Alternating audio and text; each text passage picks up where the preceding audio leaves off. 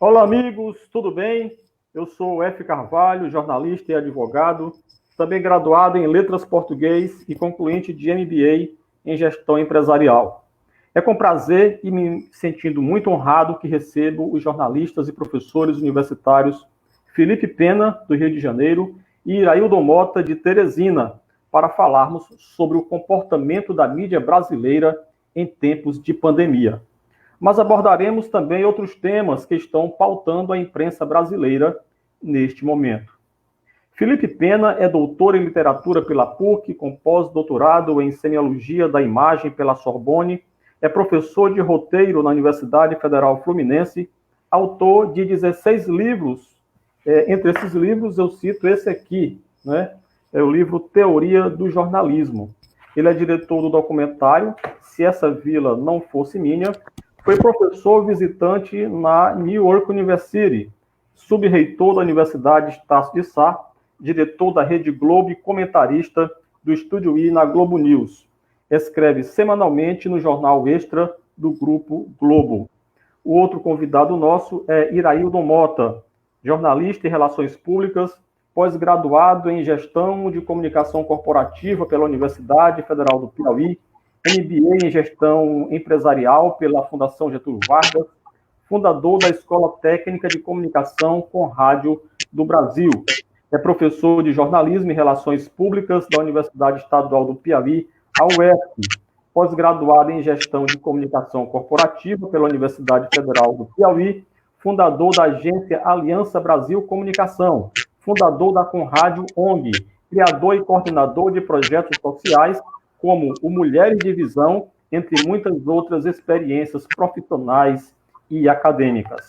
Cumprimentamos você que já está aí nos assistindo a nossa live, e pedimos que, além de curtir, que você também compartilhe no seu perfil, compartilhe o nosso bate-papo nas suas redes sociais. E é com muito prazer, com muita alegria, que eu cumprimento o professor Iraildon Mota, de Teresina, professor doutor Felipe Pena, do Rio de Janeiro. Boa noite, professor Felipe. Boa noite, prazer estar aqui com vocês. Prazer é nosso. Boa noite, professor Iraildon. Boa noite, Carvalho. Boa noite, professor. Um prazer estar aqui, é uma honra. A honra é toda minha. Começando aqui o nosso diálogo, o mundo está vivendo um momento ímpar, né? Um momento totalmente extraordinário, e a imprensa ela tem tentado se adaptar a esse momento. A questão aqui que nós vamos agora dialogar e perguntar é se realmente isso está acontecendo na medida certa, na medida que o problema requer. Professor Felipe Pena, nesse momento em que o mundo está voltado para o problema da pandemia, a mídia brasileira, ela está sabendo se portar corretamente, está sabendo dar a esse problema a importância na exata medida? Como é que o senhor avalia essa questão?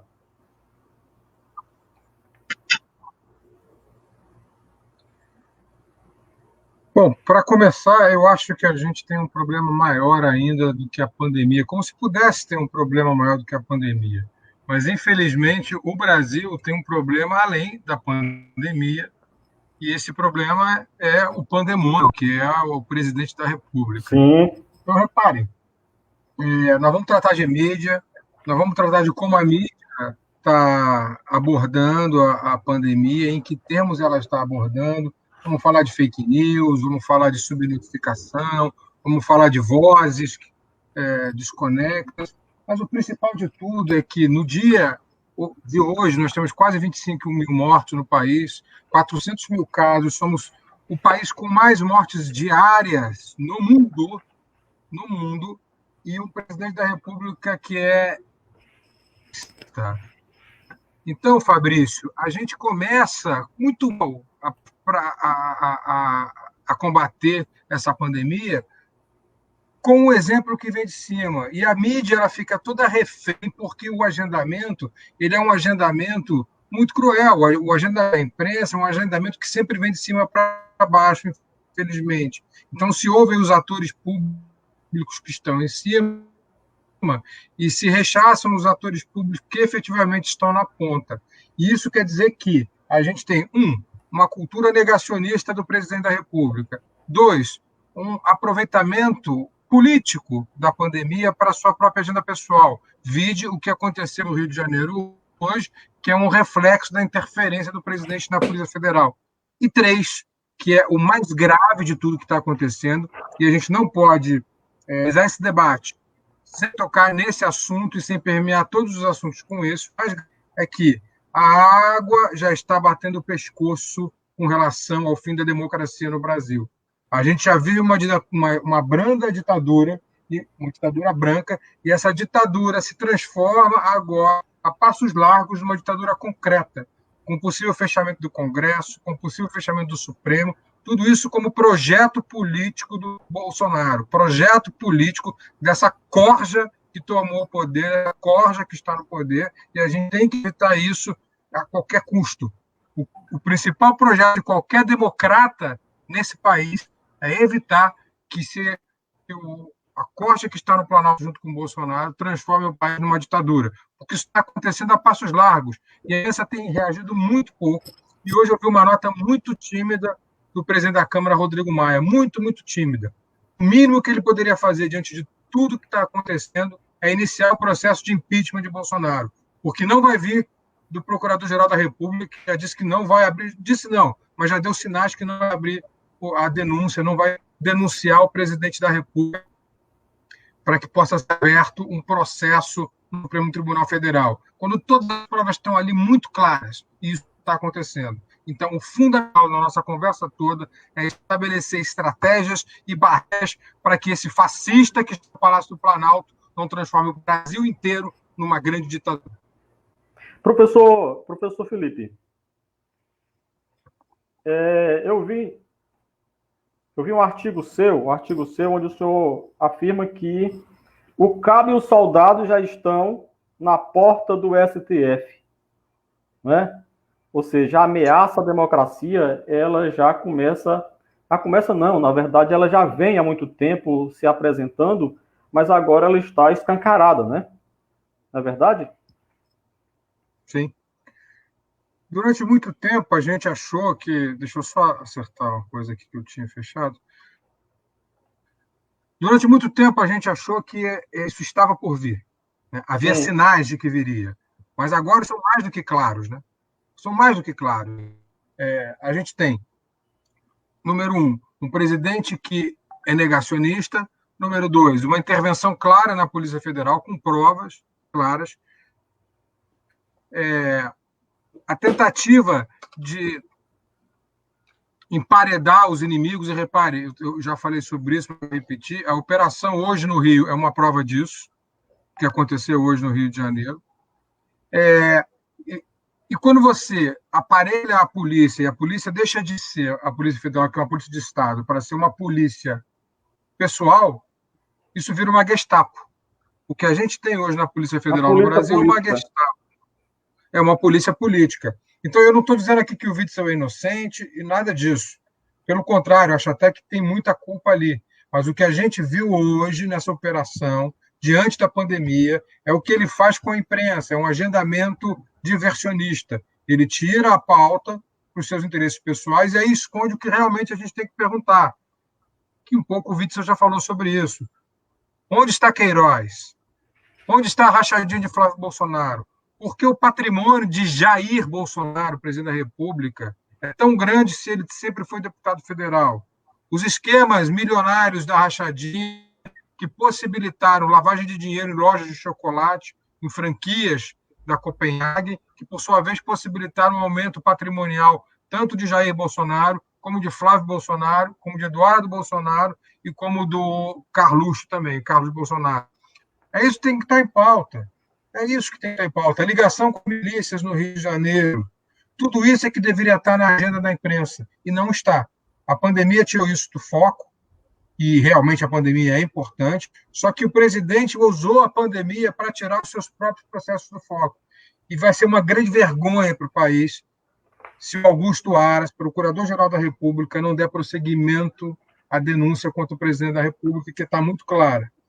E vai ser vergonha ainda muito maior se o Rodrigo Maia não iniciar o processo de impeachment, coisa que parece que ele não está disposto a fazer, porque se comporta como mais um dos grandes covardes da nação. Professor Iraildo Mota, essas distrações que vem acontecendo na imprensa, ou seja, a boiada está passando, né? Ou seja, a boiada está passando. Como é que você avalia essas questões, professor Iraildo Mota? Eu acho que o problema ele vem de muito longe. A gente hoje está sofrendo uma consequência desse problema. Coisas que eu me pergunto é do tipo, será que a imprensa ela não foi responsável por não se posicionar no momento certo no passado? Será que a imprensa e o sistema que compõe toda a mídia, ela não conduz para que a gente chegasse a esse momento de maneira mais acelerada, como o próprio professor Felipe falou, já havia sinais que isso poderia acontecer. Será que os próprios comunicadores deixaram de ser, de fato, aquilo que a sociedade precisava deles no momento certo, usando da sua profissão, do seu ofício, escrevendo, falando, dizendo e pautando as coisas que realmente seriam necessárias? Então, Carvalho, eu acho que a avaliação minha começa por aí. Hoje, o que a gente está vivenciando hoje é muito consequência, talvez, de alguns porquês que não foram respondidos no passado. E aí a minha luta toda, minha vida toda, claro que de maneira muito regional, no nosso caso aqui no estado do Piauí, vem nessa toada, que nem a gente fala aqui no Piauí, de fazer com que o comunicador repense o seu papel.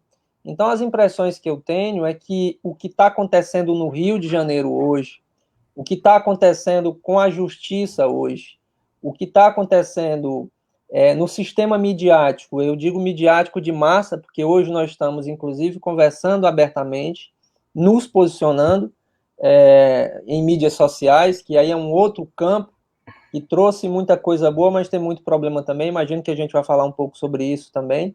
Mas as perguntas, eu acho que estão muito mais alinhadas. Eu não consigo mais ouvir você. Você está me ouvindo, professor? Eu acho... vamos ver se o professor volta. Mas eu acho que as perguntas, Carvalho, elas têm que estarem muito alinhadas também numa reflexão que a gente tem que ter do passado.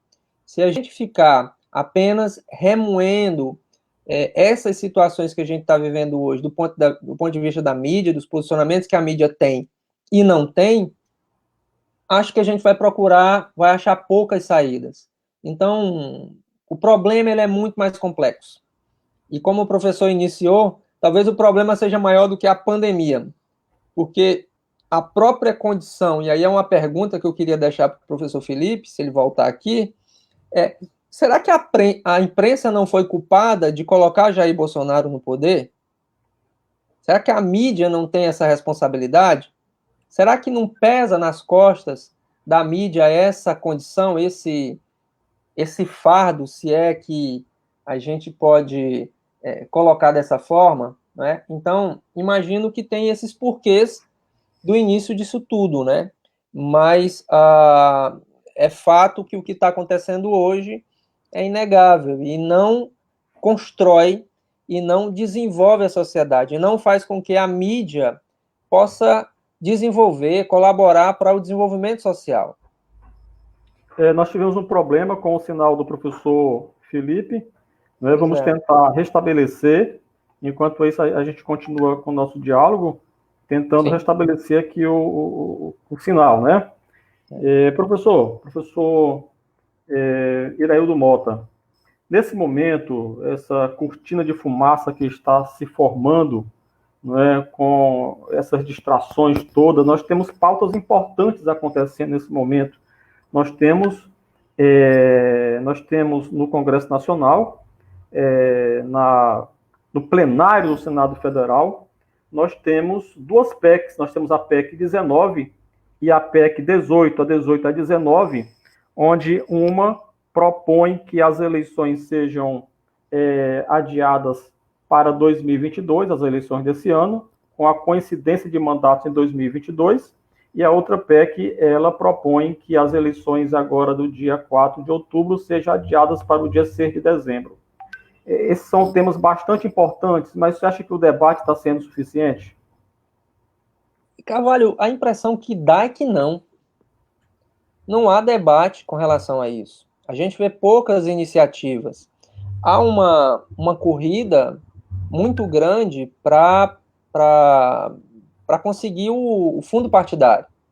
Mas pouco tem se discutido as consequências de se fazer uma eleição em meio a uma pandemia.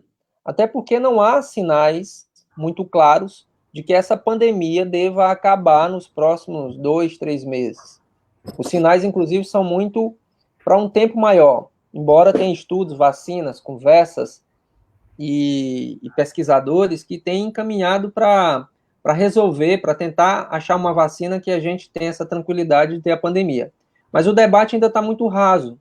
Acho que as eleições, veja só, olha só a análise. Se hoje nós temos um presidente da República que comete, de certa maneira, vários deslizes ilegais, não é? Isso quem está dizendo não sou eu, mas é a própria mídia, são os próprios juristas que comentam sobre suas atitudes. Acho que, e ele foi colocado lá de uma forma, claro, democrática, respeitando os processos, mas foi uma escolha que talvez não tivesse um aprofundamento no debate maior. Agora você imagina que no meio de uma pandemia como essa, que aí eu acho que não é só uma cortina de fumaça, é uma realidade, é um muro de pedra, onde faz com que muitas pessoas hoje estejam preocupadas com feijão com arroz para comer no dia seguinte, sem ter o do dia anterior. E é um muro de pedra porque ninguém vai estar preocupado em discutir a política, que já está tão frágil, tão criticada, né, com o bucho vazio. Então, o debate está muito raso. E aí eu acho que tem alguns especialistas que apontam que o mais adequado seria esperar esse momento que a pandemia está nos proporcionando agora de maneira negativa e achar o momento certo para fazer essas eleições. Acho que não é prudente nós, apenas por um capricho, não é nem um capricho, mas por uma questão de prazos,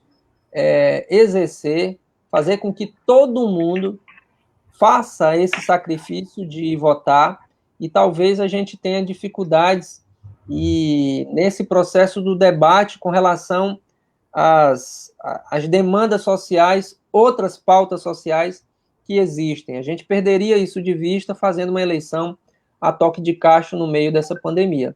Acho que é bem por aí. E o debate tem sido raso. É verdade, ou seja, é uma decisão importantíssima que está na mesa dos congressistas e que não está havendo o verdadeiro debate, o debate na medida certa. Não se está aqui dizendo, adiantando que não deva haver modificações no calendário eleitoral. A pandemia ela se impõe diante de diversas situações e diversos outros temas, ela passa a ser majoritária, né? Passa a ser um tema majoritário.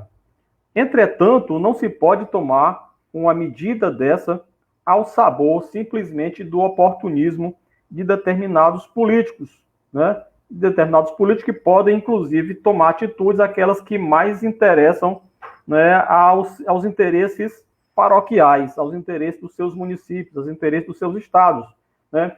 Porque por exemplo, que o presidente da Câmara, Rodrigo Maia, ele não tem tanto interesse nisso. Será que não seria algum interesse contrariado dele, lá no reduto eleitoral dele, no Rio de Janeiro, né? O que será que está acontecendo? Ou seja, a gente sempre tem aquela impressão de que por mais que o assunto seja sério, por mais que a pandemia se imponha, ainda existem aqueles políticos que estão sendo, por demais, oportunistas, né, diante de uma situação tão séria. Eu acho que eu acho que extrapola um pouco, inclusive, dessa percepção apenas de que o político está sendo oportunista. Porque talvez também tenha um outro lado da moeda aí, que é a própria sociedade se conscientizar mais ainda do seu papel em meio a uma pandemia, em meio à responsabilidade de um governo federal, que é o que deveria estar fazendo, né? Tem algumas falhas, obviamente, mas a preocupação, e aí mostra-se claramente naquela reunião ministerial, naquele vídeo que foi divulgado, que a preocupação não é a pandemia, que a preocupação é a economia, que também é importante, mas se criam outras cortinas de fumaça, espalha-se muita neblina para que a gente consiga enxergar um problema que é muito maior do que simplesmente o oportunismo de qualquer político. São as pessoas. Carvalho, aqui em Teresina já tem muitas pessoas passando necessidade. A Conrad, inclusive, tem se mobilizado, doado algumas cestas básicas para algumas pessoas. Então, é mais do que isso. Eu acho que é falta de humanidade se a gente não fizer esse processo, esse segundo passo, durante a pandemia, eu tomar essa decisão. Vocês estão me ouvindo bem? Que eu saio um pouco aqui. Perfeito. E eu acho que é muito, assim, não é uma decisão sábia a gente fazer essa eleição para prefeito, enfim, vereadores, porque não vai dar tempo de se discutir. Como você disse, e como eu estava falando, a pandemia ela não é apenas uma cortina de fumaça, ela é um paredão que, na verdade, as pessoas com fome não vão conseguir raciocinar e discutir política tão fragilizada como a gente já tem a nossa. Então, eu acho que essas decisões e essas discussões ainda estão muito frágeis. Estamos falando aqui, professor Felipe, da decisão de ter ou não eleição esse ano, dessa discussão. E eu estou dizendo que é muito frágil o debate ainda, e acho que a pandemia ela coloca ali um muro muito grande para que a sociedade se aproprie dos debates regionais, locais, e tire, de certa maneira, os candidatos podem até tirar proveito dessa fragilidade do debate. Você é contra? Sim, eu acho que não é prudente. Acho que a primeira coisa é a gente colocar a comida na mesa e na casa das pessoas. Aqui no estado do Piauí, talvez aí não seja a realidade no Rio. Eu discordo um pouco de você, mas aí a gente pode discutir isso. Pronto. Mas aí eu acho que aí no Rio talvez não seja um pouco dessa realidade. É bom que o debate fica legal. Aqui as pessoas estão precisando de comida, de assistência médica, tá? Acho que a política, ela tem talvez todo o seu rito, mas veja só, nós colocamos o Jair Bolsonaro com pouquíssima discussão. Veja que no segundo turno ele não foi em nenhum debate. E o que é que o senhor acabou de dizer, professor? De que não é um político adequado para estar ali respeitando o Planalto. E imagine o pouco de discussão que nós teremos agora, tendo uma pandemia no meio desse negócio, com relação às demandas sociais que exigem da gente, tá? Então, acho que o raciocínio é muito esse. Acho que, primeiro, pessoas. E a política faz parte desse processo, mas a gente perderia, enquanto sociedade, debates mais aprofundados com relação a esses candidatos que vão tomar de conta da nossa vida no futuro.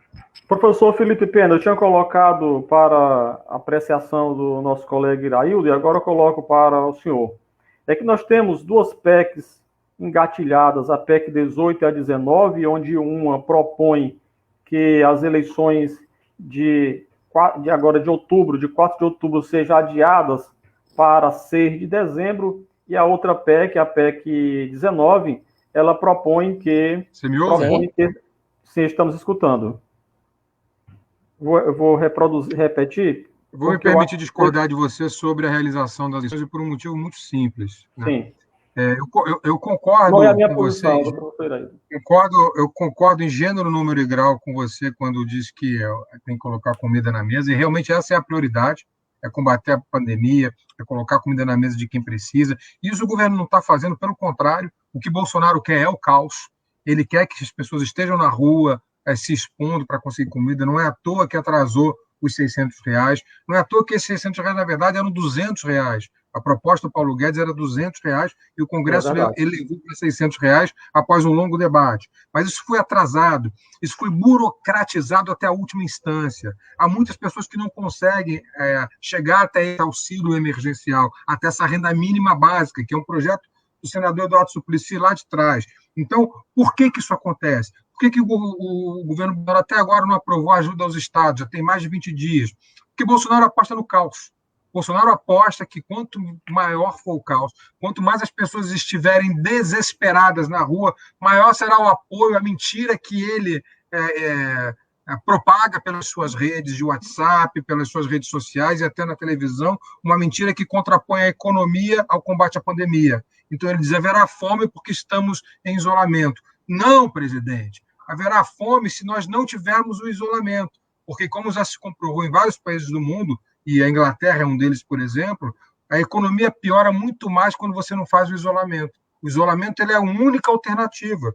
Lembro que o Boris Johnson, na Inglaterra, tentou não fazer o isolamento, se arrependeu e teve que, no meio, voltar. E passou a ser o país da Europa com o maior número de mortes. Isso retarda o retorno da economia e, portanto, retarda o retorno dos empregos e, portanto, aumenta a fome. Então, o que o Bolsonaro está fazendo é enganando o povo. Ele está contrapondo a economia ao combate à pandemia. Nesse momento, ele aposta no caos. E, ao apostar no caos, ele aposta nas suas milícias particulares também. E isso está tudo ligado com o projeto de poder e a intervenção dentro da Polícia Federal. Então, aposta no caos, as pessoas com fome na rua, a pandemia diminuindo empregos, colocar a culpa nos governadores, aparelhar a Polícia Federal com os seus apadrinhados, esses apadrinhados combater os governadores, como já aconteceu hoje aqui no Rio e vai acontecer brevemente em São Paulo, criar um ambiente de guerra civil, aumentar o número de armas, armar a população. Ele falou isso naquele vídeo da reunião ministerial, tem que armar todo mundo. Então, por que tem que armar todo mundo? Porque ele é um miliciano, em última instância. E ao armar todo mundo, vai ser eu, você, todos que estão nos ouvindo, que seremos as vítimas dessa irresponsabilidade do presidente que já não flerta com a ditadura. É mais do que isso. Ele não flerta com a ditadura, ele chama a ditadura. E tem o apoio do seu ministro do GSI, aquele general que deveria estar de pijama, aposentado, dormindo numa caminha de prego há muito tempo. Tem também o apoio agora do ministro da Defesa, e isso é gravíssimo. O ministro da Defesa, quando dá o apoio ao ministro do GSI, mostra uma crise institucional gigantesca, e junto com essa crise institucional, que é gestada pelo próprio presidente da República, no seu projeto de poder autocrático, ditatorial, a gente tem as outras instituições fragilizadas e sem a mínima condição de reagir. Um Supremo fraco, um Congresso fraco, um presidente do Senado, Davi Alcolumbre, que nem se manifesta, em silêncio sepulcral, absoluto, um silêncio que dói na alma, e um presidente da Câmara, Rodrigo Maia, que quando diz que vai fazer e faz um pronunciamento, é um pronunciamento fraco, sem reação. O que ele devia fazer é lançar o impeachment. Tem 30 pedidos de impeachment ali dormindo naquela gaveta. Um deles tem que sair, porque não se sustenta um governo com esses crimes de responsabilidade. Não se sustenta um governo com crimes deliberados contra a saúde pública. Mas crimes que, a meu ver, não são só crimes contra o país, não, são crimes contra a humanidade. Eu não quero ver apenas Jair Bolsonaro no banco dos réus do Brasil. Eu quero ver Jair Bolsonaro no banco dos réus do Tribunal Penal Internacional, o famoso Tribunal de Haia. Mas, na verdade, são vários tribunais, Haia é apenas um dos lugares. Mas eu quero ver o Jair Bolsonaro sendo processado por crimes contra a humanidade no Tribunal Penal Internacional. Esse é o único destino que a história lhe reserva. Porque o que ele está fazendo no Brasil tem nome, e o nome é genocídio. Vamos falar isso com todas as letras. O que Jair Bolsonaro pratica no Brasil, no seu projeto de poder rumo a uma ditadura, é genocídio. Genocídio tem que ser julgado no Tribunal Penal Internacional. Ele tem que ser julgado como um criminoso de guerra. Ele tem que ser julgado como um genocida. E se não fosse em Haia, eu diria que o lugar ideal para julgar Jair Bolsonaro seria Nuremberg. Nuremberg, por toda a simbologia, por ter sido o local onde foram julgados os nazistas após a Segunda Guerra Mundial. Então, se o Tribunal Penal Internacional julgar Jair Bolsonaro, e ele deve julgar um dia, eu espero que escolha a cidade de Nuremberg como forma simbólica de dizer: nazistas, neonazistas, neofascistas não passarão. O que está acontecendo? Professor Felipe, só complementando Sim. a sua resposta, nesse quadro todo em que o Brasil está vivendo essa situação e uma parte grande da população, significativa da população brasileira, parece não perceber a seriedade do momento. Aonde a imprensa entra nesse momento para, digamos assim, demonstrar para a opinião pública, para valorar esse momento de um modo realmente profissional e que não venha cair em eventual parcialidade, não é? Porque, na verdade, nós temos fatos, né? Então, onde a imprensa entra e qual foi o pecado que ela cometeu? Nós estamos aqui por um pecado também da imprensa, e o que a imprensa pode fazer para se redimir? A imprensa é parte do problema, não é só parte, a imprensa gestou o monstro. A imprensa criou Jair Bolsonaro. Se a gente fizer uma arqueologia desse nazista que está no poder hoje, a gente vai perceber que isso começa lá em 2013, nas jornadas de junho, aquelas que seriam pelos 20 centavos, mas que acabaram se transformando num grande passaporte para manifestações neofascistas no Brasil. E ali você já tinha mapeado, eu me lembro que eu era comentarista do Globo News nessa época, e via perfeitamente bem mapear a ascendência de grupos neonazistas dentro das jornadas de junho. Pois bem, esses grupos eles foram capitalizados pela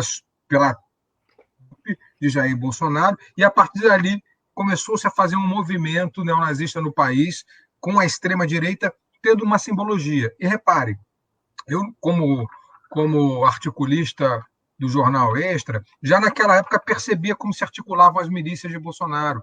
Eu me lembro de ter escrito um artigo que se chamava O Cuspe Oliva de Jair Bolsonaro. O jornal saía impresso e depois saía a parte online. E lá no online teve um comentário de um bolsonarista dizendo: vamos lá no nosso grupo no Facebook. E lá no grupo do Facebook alguém disse: tem lá um jornalista criticando o mito. E veio a senha. A senha vinha em caixa alta: vamos lá oprimir. E vieram lá oprimir. Foram milhares de comentários tentando me intimidar. Eu que sou um simples jornalista. Agora você imagina as pessoas que são muito mais importantes do que eu, que se opõem a Jair Bolsonaro nesse momento. O quanto elas são intimidadas. Como que elas são intimidadas.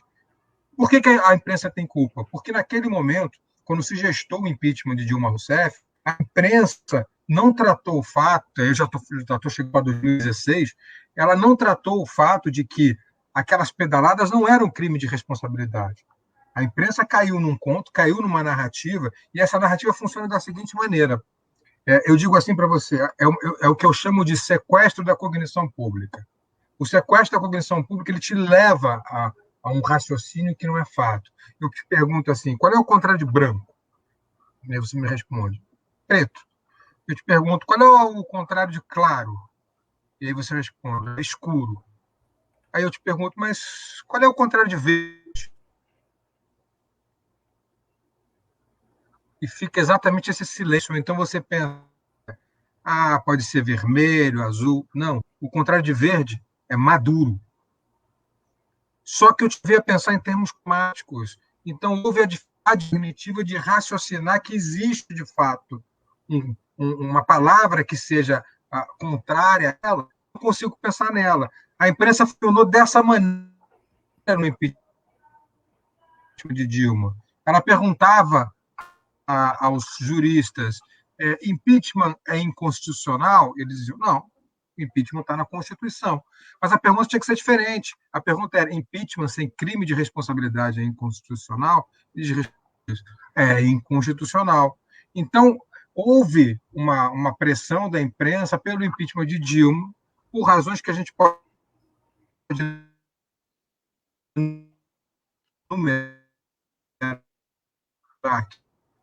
que por misoginia, raiva à esquerda e tudo mais. E naquele momento, naquelas manifestações, eles deram voz, deram alma e deram suporte a esse mecanismo da extrema-direita que funciona através das fake news.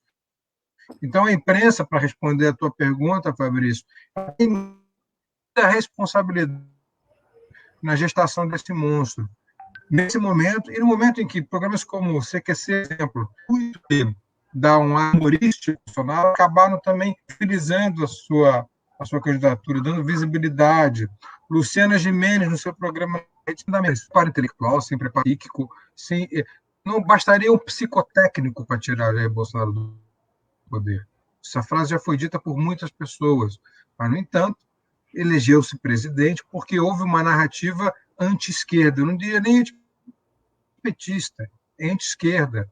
Tem um filólogo que eu muito, que é o Victor Klemperer, que escreveu um livro chamado durante que era o ministro da propaganda de Hitler, criava neologismos e ressignificava palavras para que elas servissem ao estabelecimento do nazismo na Alemanha. Então, na Alemanha de Hitler, por exemplo, segundo os estudos do professor Klemperer, a palavra fanático significava patriota. Então, alguém que tinha um fanatismo, alguém que fosse um cara fanático, era um herói, era um heroísmo, era um cara que praticava atos de heroísmo. Fanatismo por conta da ressignificação. Isso. Agora, traga isso para o Brasil de 2020. Repare como as palavras são ressignificadas e os neologismos servem para essa extrema-direita violenta que quer a ditadura no Brasil. Palavras como feminismo, por exemplo, é ressignificada. Palavra como direitos humanos é ressignificada. Direitos humanos é uma expressão que é ligada a direitos de bandidos só. A palavra esquerda foi criada os neologismos da esquerda, por exemplo, o esquerdopata, que é uma criação de um jornalista, Reinaldo Azevedo. Então, repara, tudo é comunista hoje. O Moro é comunista, a Rede Globo é comunista, o conceito de comunismo histórico se perdeu. Comunista virou uma palavra usada com sentido pejorativo para xingar o inimigo e arregimentar as suas tropas. Então, tudo isso é culpa da imprensa também, porque a imprensa ajudou nessa ressignificação, ajudou nessa estratégia semiótica, a gente vive uma guerra semiótica, e se estabeleceu aquilo que Sigmund Freud chama de o narcisismo das pequenas diferenças. Um conceito que ele estabelece no mal-estar na civilização e na psicologia de grupo, que mostra que quando um grupo ele se estabelece em função de um líder e esse líder rompe os limites da civilização e volta a um estado de barbárie, que é um instinto primitivo, esse grupo se sente a 25% que a gente ainda vê nas pesquisas, ainda é uma espiral de silêncio, mas há entre 10% e 15% da população brasileira que pensa da mesma forma. Para quem essa barbárie é natural. Para quem falar aqueles palavrões todos na reunião ministerial, é natural. Para quem xingar um homossexual na rua, é natural. Para quem bater na mulher, é natural. Para quem cometer atos de misoginia, é natural. Então, a gente tem, como em outras sociedades pelo mundo, um fascismo, um nazifascismo, eu vou bem conceituar, porque é nazifascismo sim, porque tem estratégicas dos dois sistemas, tanto do alemão como do italiano. Então, o nazifascismo de Bolsonaro tem suas raízes muito bem fundamentadas, tanto na psicologia, na psicanálise de Freud, quanto na linguística contemporânea. E tanto que a estratégia da guerra semiótica ela se baseia nessas ressignificações, se baseia nos neologismos, mas também se baseia em instintos primitivos recalcados, instintos de bárbaros, da barbárie, que são o contrário da civilização.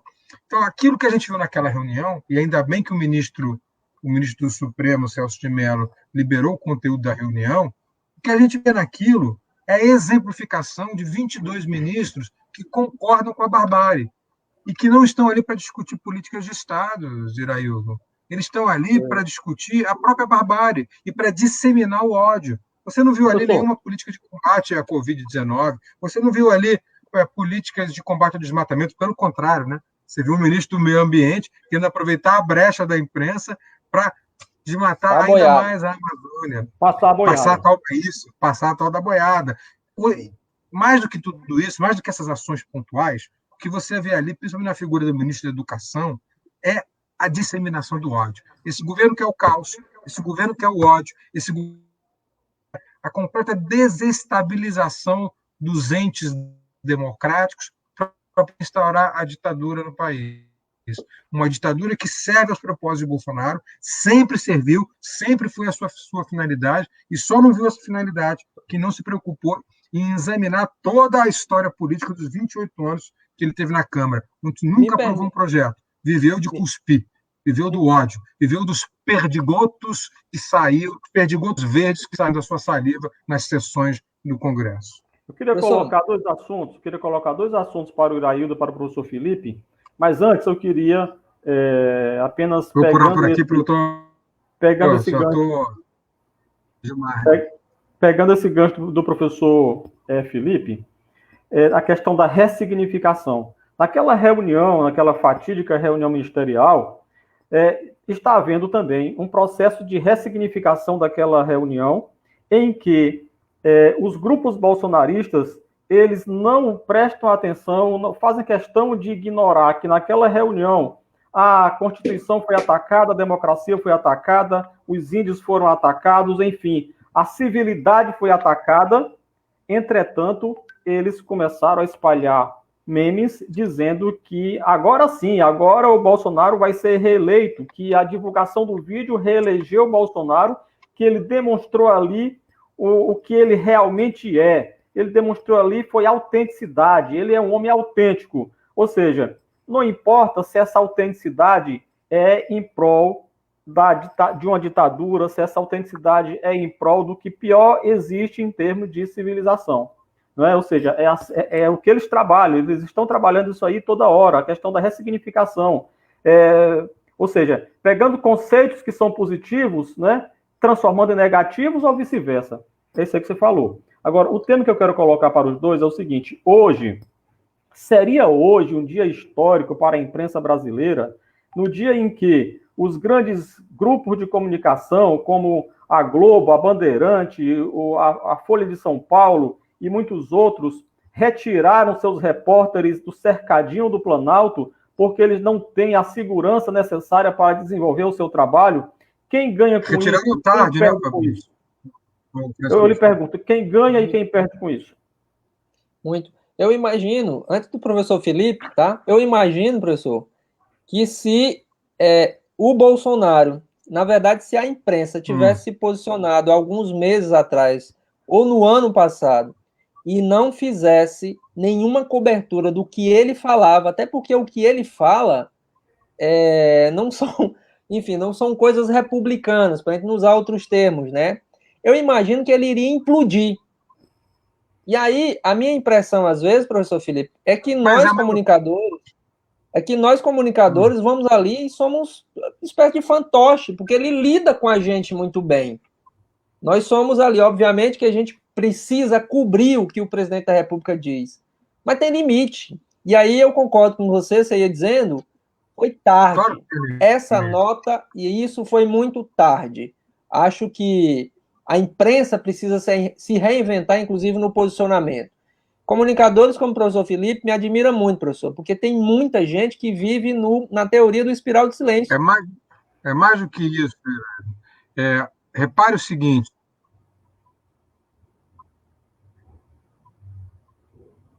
Muitos comunicadores... Está meio truncado para mim, eu estou ouvindo muito mal, mas eu espero que você me ouça bem. Eu vou tentar pegar o gancho. Eu não consegui ouvir a última parte do que você falou.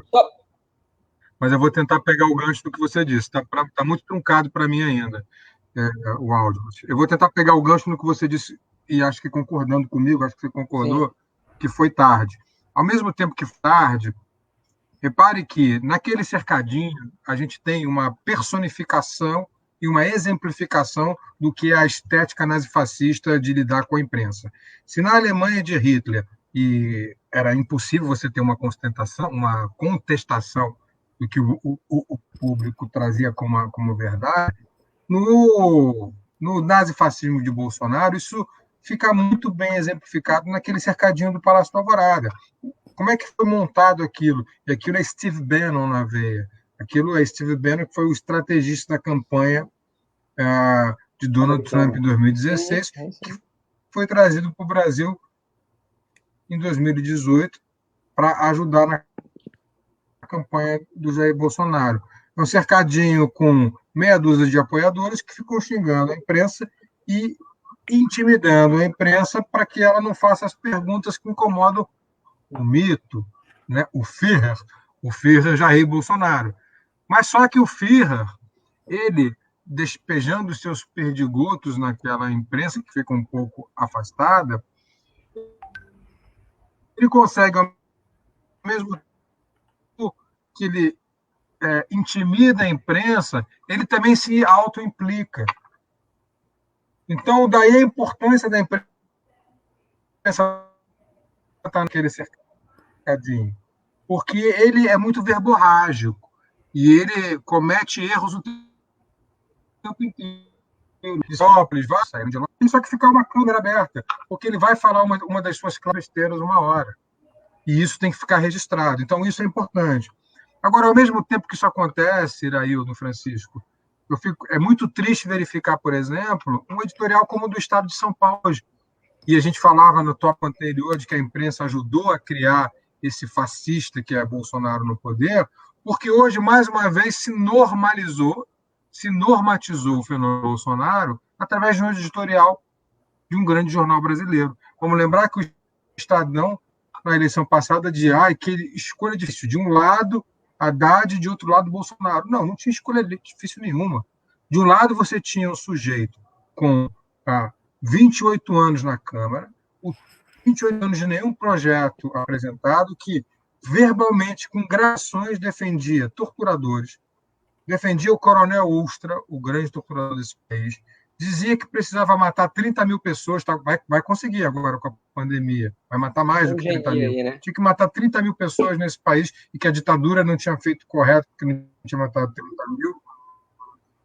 A eugenia, um eugenista clássico, um homem que dizia que não estuprava uma mulher porque ele era feia. Então, o histórico de violência, tudo que ele queria para o Estado já estava lá. E aí o Estadão dizia. E do outro lado, quem que a gente tinha? Um professor universitário, tinha sido ministro da Educação, que tinha sido prefeito de São Paulo, com experiência administrativa, educado, com mestrado, com doutorado, advogado. Então, não são dois polos antagônicos. E hoje, nesse dia em que Estadão, Folha, Globo saem do cercadinho lá do Palácio do Alvorada, o Estadão me vem com esse editorial comparando. Nunca houve uma ameaça à democracia. Nunca ninguém falou em Supremo Tribunal Federal. Nunca ninguém falou de respeitar uma decisão do Supremo, mesmo não concordando com ela. É assim que se faz as democracias. É assim que se faz as democracias. E agora a gente não tem, o que a gente tem não é só discordar da decisão do Supremo. A gente tem o filho do presidente que defende que vá um cabo e um soldado para fechar o Supremo. E eu digo mais a você, como eu já escrevi esses dias, o cabo e o soldado já estão lá. O cabo e o soldado já são essa intimidação. Quando o presidente sai e vai sem ser convidado diretamente a uma reunião com o Procurador-Geral da República, nas vésperas de ele fazer a denúncia ou não, ele já está que sequestrou as instituições. Quando ele é o Supremo, entra na sala do presidente do Supremo com diversas empresas para pedir o fim do isolamento social, e já sequestrou o Supremo Tribunal Federal. Então, o que a gente está vivendo hoje, que isso é bem claro, o que nós vivemos é o início da ditadura Bolsonaro. E se a ditadura não for contida agora, não será contida mais. Então, isso é um aviso às instituições. Hoje é dia 26 de maio de 2020. Nós estamos conversando aqui e estamos alertando. Nós estamos dizendo que a democracia corre um sério risco.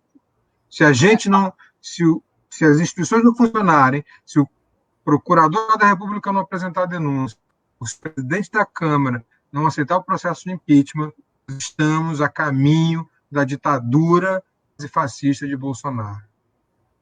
Professor, pensando em comunicação aqui, falando um pouco de comunicação, é a nossa imprensa que ela é tímida nas ações, tacanha muitas vezes, medo de se posicionar, porque a imprensa tem que se posicionar, essa eu acho que é uma coisa muito... É um mito, aí está aí um mito, essa coisa da imparcialidade, falando ou não de alguém, você já está se posicionando. É uma questão. A imprensa ela é tacanha ou a comunicação do governo Bolsonaro é muito boa para os 30% que ele tem? O que é isso?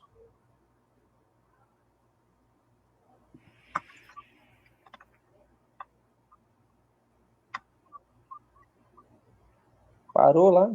Você conseguiu me entender, professor? Professor? Eu continuo te ouvindo muito mal. Vamos Mas lá. eu vou tentar responder. Eu acho que você me perguntou se a. Consegui entender, eu acho que basicamente eu consegui entender se a comunicação dele era. Você está me perguntando se a comunicação dele é muito boa ou não, ou se isso é só um mito. Tem sua eficácia, porque ele se comunica com o gado, com aqueles 15% que são gado, e sim com a 30% que ele tem nas pesquisas. Que é o quê? É o confronto direto, a lógica do confronto. O que o gado quer é que se toque o berrante. É isso que o gado gosta. Então, essa comunicação dele é a comunicação de berrante. Isso é um ponto. O segundo ponto é o erro da mídia. Por exemplo, o que faz a CNN, que é uma emissora que chegou já cooptada pelo governo. Ela também faz uma falsa realidade de armas, uma falsa democracia, que é dar voz a duas opiniões diferentes. Mas há coisas que não são opinativas, há coisas que são fatos. Então, no momento que você coloca um cara para dizer, na minha opinião, a Terra é plana, e o outro, na minha opinião, a Terra é redonda, isso não é opinião. Me desculpa, mas é ciência. A Terra não é plana, embora os terraplanistas estejam no poder. Por que eu falo isso? Porque a CNN e agora a Globo News coloca o Osmar Terra para defender o uso de cloroquina, ou para dizer que que todos têm que sair do isolamento para ter o chamado banho, né? Aliás, é um nome muito sugestivo, né, para a boiada de Bolsonaro, a imunização de rebanho. É um termo técnico. Então ele diz, ele diz, isolamento, vão todos para a rua pegar a Covid para que tenha o isolamento de rebanho, e defende a cloroquina. Isso não é um fato, isso pode ser, não pode ser dito como opinião. E aí você coloca um outro médico para dizer, não, a cloroquina não funciona e não existe a imunização de rebanho. A nossa única arma é o isolamento social. Aos olhos do público, meus caros, isso parece como duas opiniões de médico, mas isso não é verdade, porque já há pesquisas de cientistas, tanto que a Organização Mundial da Saúde já esqueceu a cloroquina. A cloroquina ela causa infarto, ela causa arritmia cardíaca, e a Organização Mundial da Saúde já esqueceu esse isolamento seletivo, esse tal de essa imunização de rebanho, que, de novo, foi tentada na Inglaterra sem sucesso, foi tentada na Suécia, e a gente vê a diferença de casos entre a Suécia e seus países vizinhos, a Dinamarca, a Noruega, e o número de casos na Suécia é 20 vezes maior, o número de mortes é 30 vezes maior. Então, a ciência já comprovou que a Terra não é plana, só que a imprensa dá espaço para dizer que a Terra é plana, ela está propondo um desserviço e não um debate democrático. Isso não é democracia, isso é ignorância. São conceitos diferentes. A imprensa não pode lidar dessa maneira com o processo. Então, da mesma forma, quando ela faz falsas equivalências entre um outro candidato, no caso era o Fernando Haddad, e o Jair Bolsonaro. O Jair Bolsonaro é o antiluminista, é o objeto de poder da ditadura. Isso. E qualquer outro candidato para o campo democrático. Não é a extrema esquerda, seria só se você colocasse Mao Tse Tung de um lado, ou o líder do Khmer Vermelho. O líder do Khmer Vermelho já é Bolsonaro, né? Um genocida de genocida. Aí seria a equivalência. Agora, dentro do espectro político eleitoral brasileiro, não existe nenhuma equivalência a Jair Bolsonaro. Professor, então, quando a imprensa se propõe a fazer isso, ela está sendo desonesta intelectualmente. E por que ela fez isso? Tem a ver com dinheiro? Tem a ver com sustentabilidade? Tem. Claro que tem a ver com dinheiro e com sustentabilidade. Claro que tem a ver. O governo federal ele domina muitas verbas publicitárias de veículos federais. E, de forma inconstitucional, o Bolsonaro várias vezes já disse que não vai financiar determinados órgãos de imprensa, porque esses órgãos de imprensa não lhes são favoráveis. Tem a ver com isso também. Tem a ver também com uma falsa liberdade de imprensa. A gente tem o que um amigo meu de Portugal, Francisco Dias chama de tudismo. Então, se colocam falsos comentaristas que são tudistas, comentam sobre tudo, sem nenhuma base. E a gente tem também, em vez de jornalistas, que tentam trazer a notícia em contextualização. Foi o que aconteceu com o fatídico vídeo da reunião.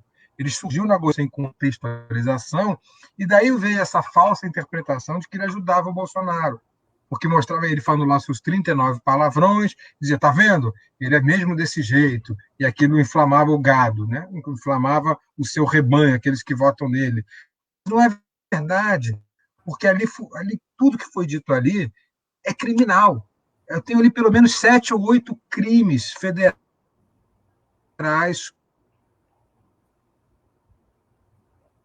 cometidos naquela reunião.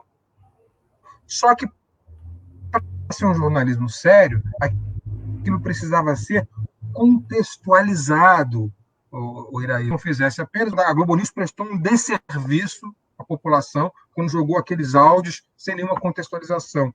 Tanto que passou despercebido, por exemplo, que durante aquela transmissão de tarde, mas depois eles viram isso no dia seguinte, que no momento que ele fala em intervir na segurança, ele olha para o Moro.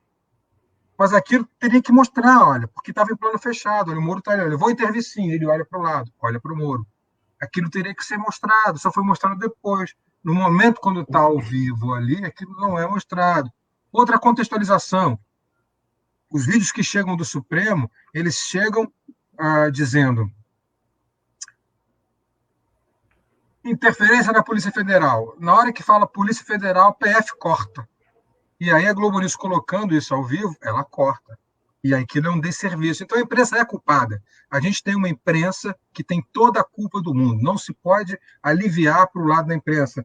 E é bom que os jornalistas, os bons jornalistas desse país, tenham autocrítica para pensarem na própria responsabilidade. Eu me lembro que na Globo News, quando eu estava na Globo News em 2015, 2016, eu não podia falar a palavra golpe.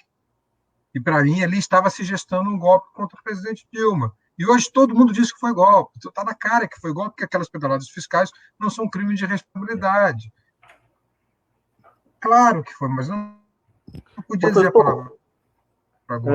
Professor, e hoje, o que a gente vê especificamente na imprensa é aquilo que eu chamo de covardia dos definidores primários. O que é os definidores primários? Os definidores primários são aquelas pessoas que definem a pauta de um lado e de outro.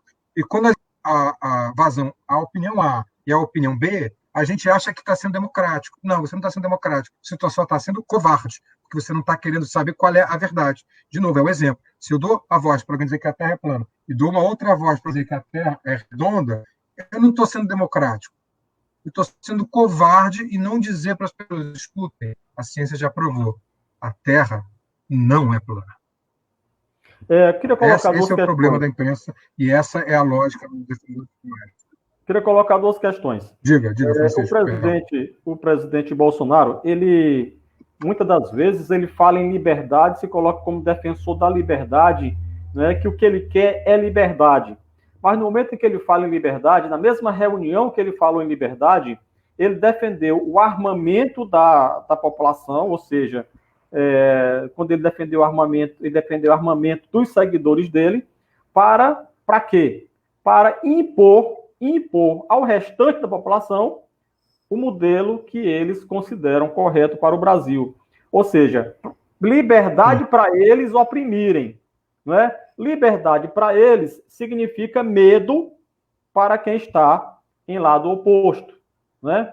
Isso aí é uma questão, uma coisa que pouca gente analisou, esse conceito de liberdade do presidente Bolsonaro, exatamente no contexto onde ele defende o armamento de uma parte da população para evitar que a esquerda um dia volte ao poder, né? Mas eu acho que tem mais do que isso por trás dessa opinião do Jair. Acho que tem mais do que isso por trás disso. Com certeza. Outra coisa que eu queria colocar é o seguinte: tem coisas que são para ser debatidas, outras coisas são para ser combatidas. não é? Então, a imprensa lá atrás, ela deu espaço para debate para algo que deveria ser combatido. Ou seja, o Jair Bolsonaro, desde sempre, ele se mostrou, se apresentou antidemocrático. O discurso dele sempre foi ameaça à democracia. Os arquivos na internet mostravam ele defendendo o fuzilamento de adversários, mas nem isso fez com que a imprensa ela se posicionasse de forma contrária, a pretexto de quê? A pretexto de dar espaço para quem não merecia espaço, porque ela não tinha uma ideia aceitável do ponto de vista democrático. Ou seja, a democracia não pode ser utilizada contra ela mesma. No momento em que a democracia é utilizada contra ela mesma, ou seja, você está comprometendo a própria democracia. E o que a imprensa fez foi o quê? Foi debater o que devia ser combatido. Não é isso? Professor Iraildo. Esse é o paradoxo do Karl Popper, né? Que já foi tão disseminado em vários lugares. Né? Qual é o paradoxo do Karl Popper? Até o Felipe Neto, esse paradoxo do Karl Popper. As pessoas têm que estudar mesmo. O Karl Popper dizia, não se pode ser tolerante com quem é intolerante. Você é tolerante com quem é intolerante, você dá voz à intolerância. E aí a sociedade se torna intolerante. Então, essa covardia da imprensa que você estava antes está um pouco nesse campo semântico do paradoxo do Karl Popper. É preciso ser intolerante com a intolerância para que a sociedade seja tolerante. Então, no momento que você dá voz a um sujeito abjeto, a um sujeito sem a mínima relevância, a um sujeito que se defende a ditadura, você não está sendo tolerante, não. Você está dando intolerância.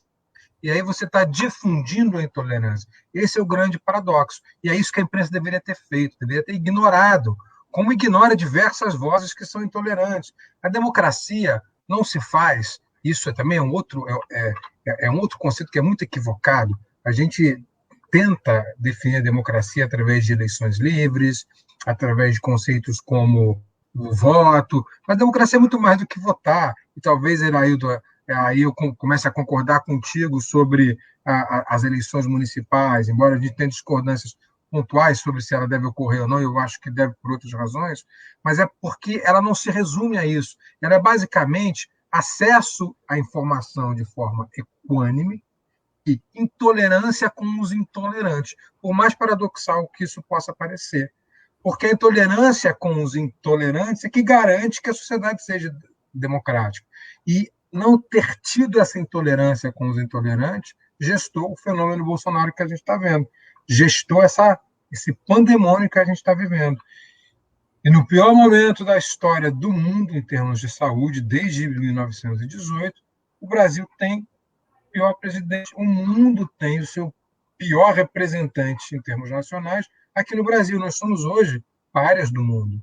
Párias. Nenhum brasileiro é recebido em lugar nenhum no mundo nesse momento. E tudo isso se deve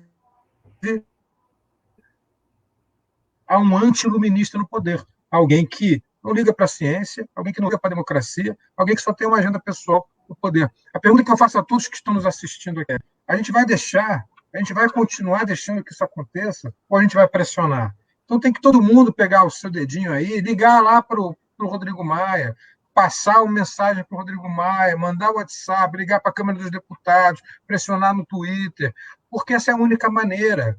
As janelas são as novas ruas, Iraildo.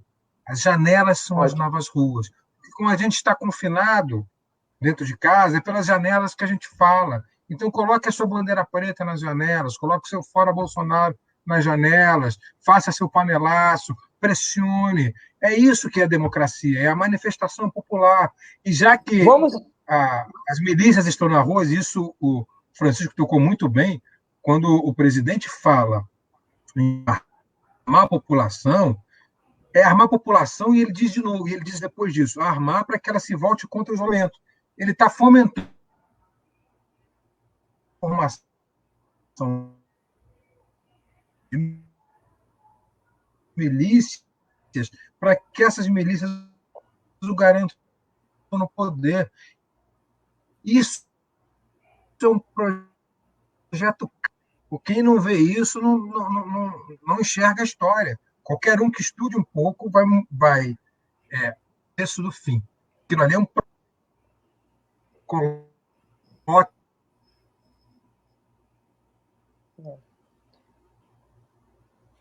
Tem muito a ver com o viés, né? O viés de cada um. Acho que o viés cognitivo aí entra muito bem nessa discussão. Mas, Francisco, acho que tem uma coisa com relação às armas que às vezes passa desapercebido para algumas pessoas. Armar a população, esse argumento de armar as pessoas, isso significa que o governo, ele ainda, por mais que a população tenha essa liberdade de ter uma arma em casa, que as pessoas possam ter uma arma em casa, o governo ainda vai ser o detentor da maior quantidade de armas. Eu estou falando não do bandido, que o bandido tem armas muito mais poderosas, obviamente, do que a polícia em determinadas cidades, em determinados casos. Mas esse é um argumento do qual há uma possibilidade de governança muito melhor para o sistema que está aí, para o governo que está aí, porque ele governa justamente nesse confronto. Perceba que a reunião ministerial ali, vamos voltar nela de novo, porque ela é bem interessante, parece uma reunião de guerra. Eu lembrei do Churchill, conversando, tentando convencer os caras de que poderíamos fazer de uma outra forma, enfim. Então, é um negócio meio maluco ali, tá? E eu acho que não é uma questão de político, de partido. É uma questão de clareza na mente das pessoas. E esse é o grande problema, Felipe, professor Felipe e Carvalho. Nós estamos vivendo em bolhas. Talvez nós estamos falando para nós mesmos. E esse problema faz com que a gente não tenha o confronto, não tenha a regra básica do pilar que a mídia deveria fazer, que é a tese, que é a antítese e que é o resumo daquilo que foi colocado. Então, a síntese. E aí a população fica alheia a tudo isso. Então a gente tem esse ciribolo todo de questões onde nós estamos dentro de bolhas, falando para nós mesmos, enquanto isso ele tem aproveitado e a imprensa tem sido, de certa maneira, eu acredito até, professor Felipe, sendo usada. Porque aí é onde eu acho que a comunicação do governo se apropriou muito bem dessa fragilidade que a imprensa tem, por obrigação de pautar o que o governo fala. Porque o que ele fala, infelizmente ou felizmente, afeta a nossa vida. Então, não é por uma questão de maldade da imprensa, mas é por uma questão de ordem da imprensa. Eu tenho que cobrir o Planalto, não é? Atitudes como essa, e aí entra o filósofo que você colocou, que eu acho que representa muito bem essa situação, de que eu acho que precisa ter postura mais firmes, que foi isso que aconteceu, embora tenha sido tarde, né? Então, acho que é bem por aí. Minha pergunta, professor Felipe Carvalho, como é que a gente dá um jeito nisso? Você falou que tem que colocar a bandeira, bater panela, pano preto na porta, mas a imprensa ela vai conseguir se regenerar nesse processo todo e fazer com que daqui pós-pandemia, com fé em Deus isso vai passar, ela vai fazer com que a gente tenha mais tranquilidade? Não sei se eu me fiz entender. Repete a pergunta, por favor, que eu não entendi. O que a gente tem que fazer? A gente tem toda essa confusão, todo esse contexto, tem um governo que tem tudo isso que você falou, e eu acho que um pouco mais, acho que você está sendo delicado, não é? Está sendo gentil, mas aí tem uma imprensa que também tem seus problemas, tem seus vícios, não é? E tem a sociedade que, por conta, em sua maioria, de um grau de instrução, de instrumentos de comunicação, que agora que estamos mais, vamos dizer assim, mais afeitos a essa questão tecnológica, de entender que aqui também tem opinião, tem interpretação, tem análise, a sociedade fica meio alheia ainda aos veículos de comunicação de massa. Como é que a gente resolve toda essa equação para tentar minimizar os efeitos de uma pandemia ou de um governo ou de outras crises que possam vir? Eu acho que eu já dei a resposta, Irailton, de certa forma, né? Tem como resolver essa equação enquanto o Bolsonaro estiver no poder. É impossível você resolver essa equação. Você já disse isso, você mesmo já chegou a essa conclusão, que a imprensa fica refém da pauta que é agendada pelo presidente da República. E o presidente da República faz esse agendamento de forma diversionista. E a forma diversionista tira o foco da pandemia e dá o exemplo que as pessoas saiam às ruas. E saindo às ruas, elas se contaminam mais. Isso faz com que a nossa curva pandêmica suba. E aí as pessoas começam a acreditar em cloroquina, tomam a cloroquina e morrem em casa, porque tomam sem assistência médica. Tudo isso com base em informação que ela recebe do presidente da República. E aí o presidente da República trata a imprensa como inimiga. E ao tratá-la como inimiga, diz que é ela que é a propagadora de mentiras, de fake news, quando na verdade é ele que é o grande propagador de fake news. Então a equação só se resolve, Iraildo, se ele sair do poder. Só se resolve se a gente não tiver um presidente da República negacionista e com projeto ditatorial. Do contrário, não tem solução. Então, quando alguém reclama, eu falo muito sobre isso, e eu falo muito sobre a necessidade. Quando ele sair, ele saindo, a gente resolve esse problema de forma muito fácil, porque não vai ter a gente não terá no poder um líder de gado. A gente não vai ter no poder um cara com um berrante gritando para as pessoas irem para o lado. Por mais nefasto que seja o general, que está aqui, presidente, o general Mourão, e ele já falou em autogolpe, por mais nefasto que seja, ele é infinitamente mais esclarecido e é infinitamente melhor do ponto de vista do fanatismo. E isso, pelo menos, resgata uma possibilidade de combate à pandemia. O problema é que isso tem que ser feito logo, porque as pessoas estão morrendo, já estamos chegando aí a 25 mil mortes, 400 mil casos.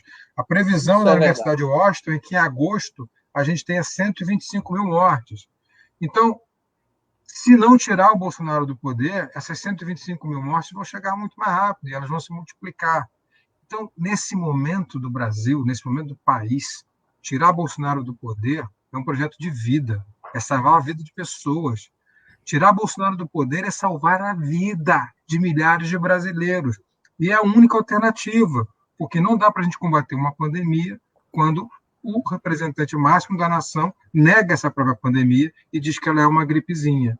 Não dá para a gente fazer isso. Nós vamos ser os párias do mundo e, pior, vamos ter o maior número de mortes desse planeta, talvez superados por outro negacionista ou negacionista, que é o Trump. Talvez a gente seja superado só pelos Estados Unidos, mas a gente vai estar ali, cabeça com cabeça no número de mortes com os Estados Unidos, graças a esse negacionismo. Então, eu repito, só para concluir e ficar bem claro, só há uma maneira de combater o coronavírus no Brasil, só há uma maneira de combater a Covid-19 no Brasil, é tirar Bolsonaro do poder. É isso que é salvar vidas. E mais do que salvar vidas, é também fazer justiça. E para fazer justiça, tem que levá-lo para o Tribunal Penal Internacional. E de preferência que seja em Nuremberg, de forma simbólica, para dar o exemplo. Professor, vamos falar mais uma vez da responsabilidade da imprensa por tudo que está acontecendo. O problema maior é nos jornalistas ou são nas organizações jornalísticas? De onde provém, digamos assim, o foco? Quem define o foco das coberturas? Quem define o foco da cobertura jornalística?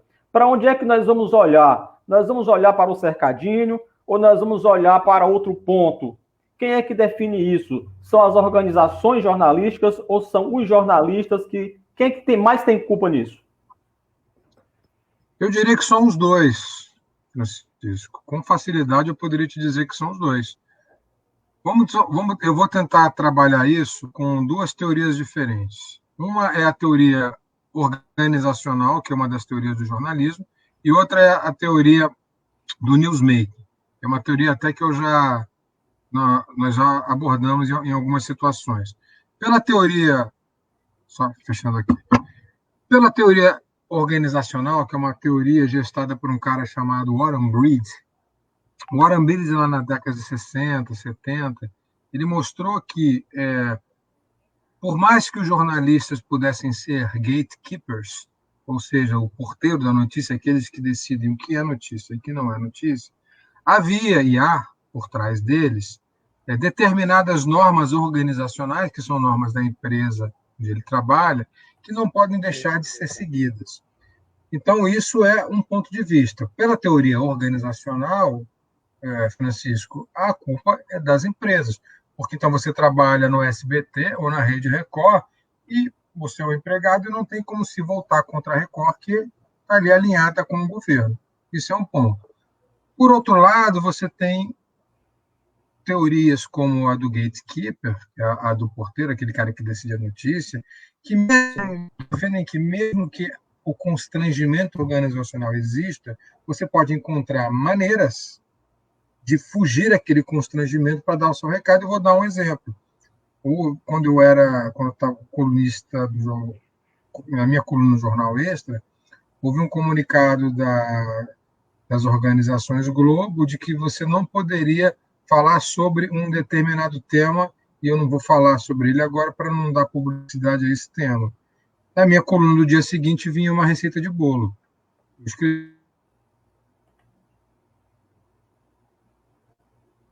queria fazer, isso se referia a essa receita de bolo de pamonha que eu publiquei no jornal, era uma homenagem às receitas que eram publicadas na década de 60, 70, durante a ditadura militar. Então, era uma forma que eu tinha, mesmo sofrendo um constrangimento organizacional, de protestar e de fazer jornalismo da mesma forma. Claro que é uma forma limitada, mas é uma forma de fazer. Então, um jornalista hoje dentro da Rede Record, por exemplo, que é onde eu imagino que esteja o maior índice, o maior nível de opressão atual no jornalismo, a única maneira que ele tem de protestar é escolhendo a palavra certa, é escolhendo a edição, é se comunicando de uma maneira que o telespectador perceba, olha, isso aqui eu estou fazendo porque a Rede Record é aliada de Bolsonaro, mas não está certo, não. E eu vejo alguns fazendo, isso eu vou dar exemplo para não queimar o da semiótica, né, professor? Onde entra o domínio da semiótica, né? O jornalista ele usa a semiótica, a semiologia para mandar os seus recados.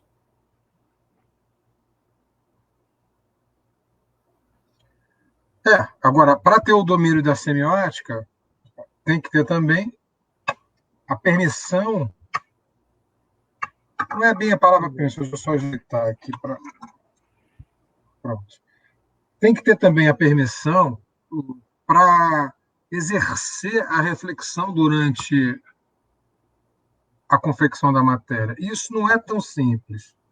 Repare que isso não é tão simples, né? Porque a notícia é um produto à venda como outro qualquer. E por ser um produto à venda como outro qualquer, os jornalistas eles têm muito pouco tempo para refletir sobre o que eles estão falando.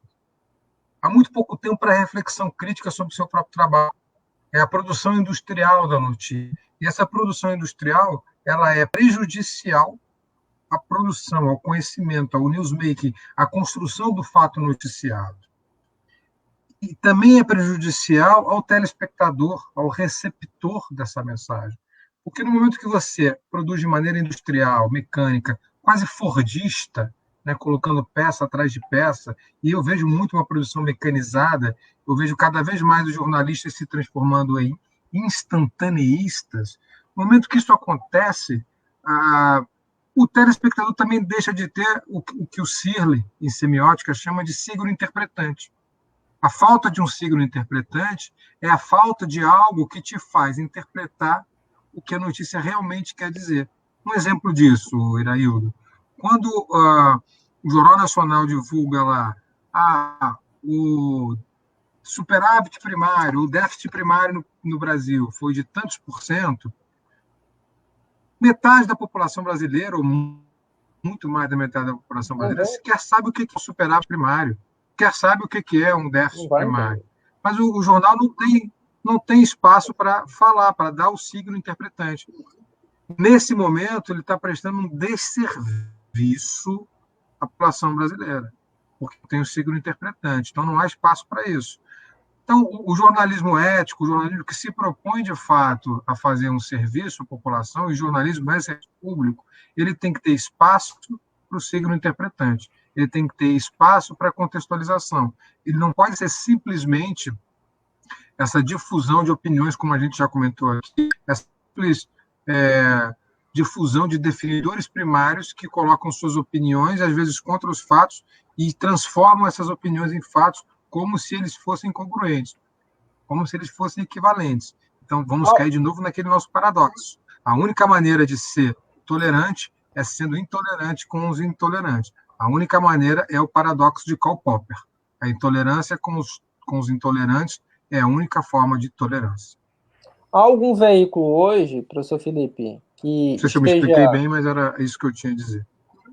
Há algum veículo de comunicação hoje que tenha seguido um pouco dessa linha de raciocínio, aprofundando um pouco mais o conteúdo, deixando um pouco de lado essa dinâmica do jornalismo, que é transformar informação e notícia em alta escala, em fast food?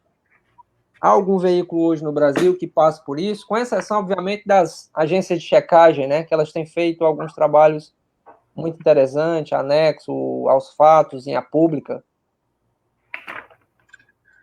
Eu acho que tem dois veículos que fazem muito bem isso. Uma, a Rádio Metrópolis, na Bahia, e os comentários da Rádio Metrópolis, eles são difundidos no Brasil inteiro por outras rádios, então eu só estou citando a Metrópolis, porque o programa do Mário Kertz, ele tem uma contextualização muito grande, embora limitada, e determinados blogs de notícias, eu vou citar alguns, a revista Fórum, por exemplo, é um deles, o DCM e tal, que assume o seu lado. Porque também o jornalismo é assumir o lado. Essa história de isenção, isso aí é uma mitologia da isenção. Você assume uma política editorial e diz qual é a sua política editorial. O que você não pode é cometer o estelionato de dizer que é isento, que é o que faz parte da grande mídia, ao preconizar uma determinada, uma falsa intenção de isenção, e, na verdade, saber que tem por trás ali é injusto, né? intenções. É injusto com a sociedade que não é mais do que isso, é mais do que injusto. Eu diria que é um estelionato. É pior do que injusto, é um estelionato. E isso é muito pior, né? Você não avisar chega a ser um estelionato.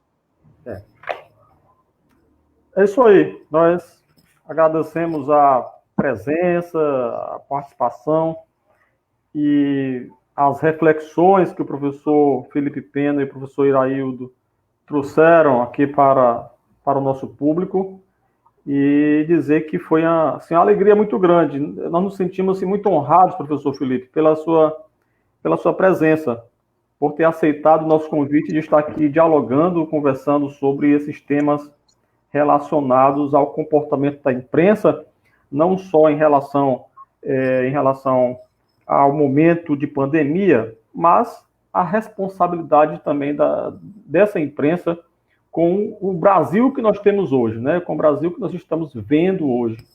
Um Brasil que retrocedeu aí muitos anos em termos de civilização, um Brasil que deixou para trás todas aquelas conquistas e aquele amadurecimento democrático, né? Advindo a partir da Constituição de 1988, quando a gente, em algum momento, achava que a nossa democracia já estava pronta, já estava madura o suficiente para caminhar sozinha, e aí, de repente, a gente percebe que ela ainda é muito frágil, a gente percebe que as forças, os interesses antidemocráticos, esses interesses estão entranhados na sociedade, estão camuflados, eles estão escondidos e entrincheirados nas grandes empresas, até mesmo nos meios de comunicação. A gente percebe que a democracia ainda é uma coisa a ser construída com muita tenacidade, com muita luta, com muita coragem. A democracia que nós queremos ainda acredito que nós nem começamos ainda a construir, porque quando a gente dá 2 passos, a gente tem que retroceder 1 passo por conta, não de uma escolha consciente de quem realmente sabe o que é democracia, mas por uma escolha inconsciente de pessoas que não observam, que não prestam bem atenção para as escolhas e que são presas fáceis dos discursos, das construções discursivas que são formadas, né, das formações discursivas que são colocadas, que são postas através da grande mídia e hoje através também da internet. Então, essas formações discursivas antidemocráticas, parece que elas hoje têm uma força assim, até maior, não é, do que o discurso democrático.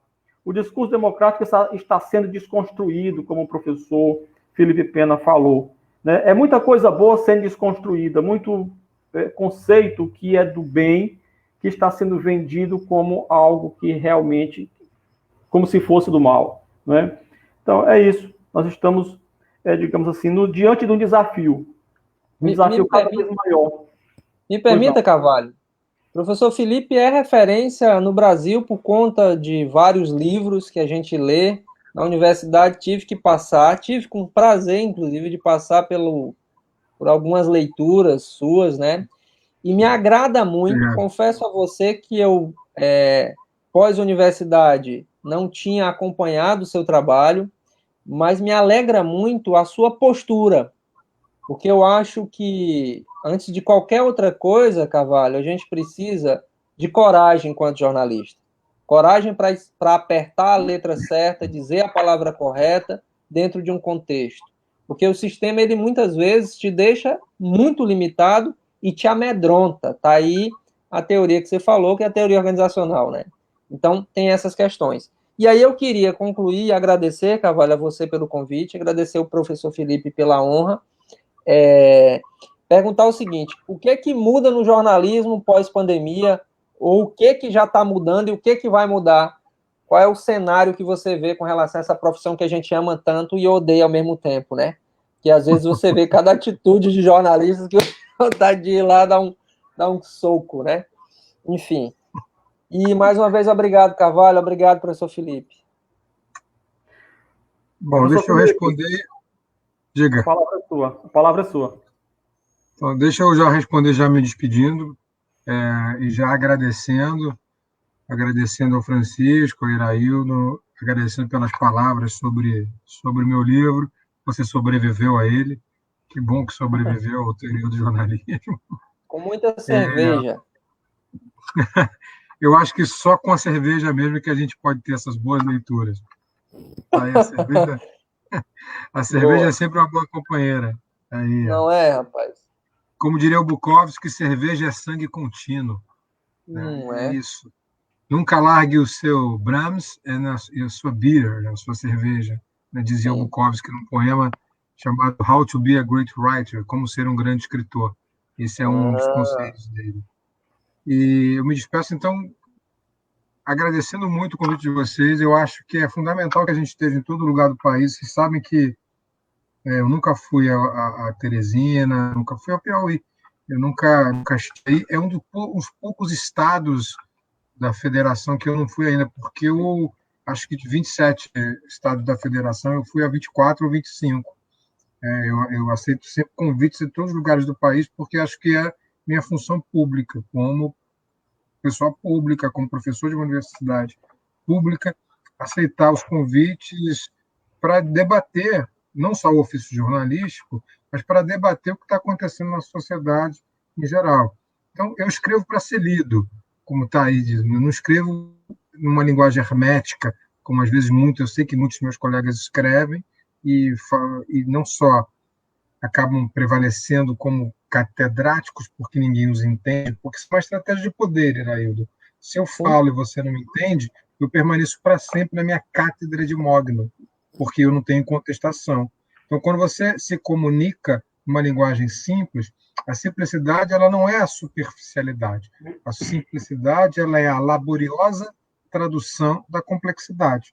Quando você consegue se comunicar sobre um assunto complexo, você não está sendo superficial, você está sendo simples porque você trabalhou muito naquela mensagem. E esse é o nosso dever, trabalhar ao máximo os assuntos complexos para que eles sejam claros para quem é o receptor.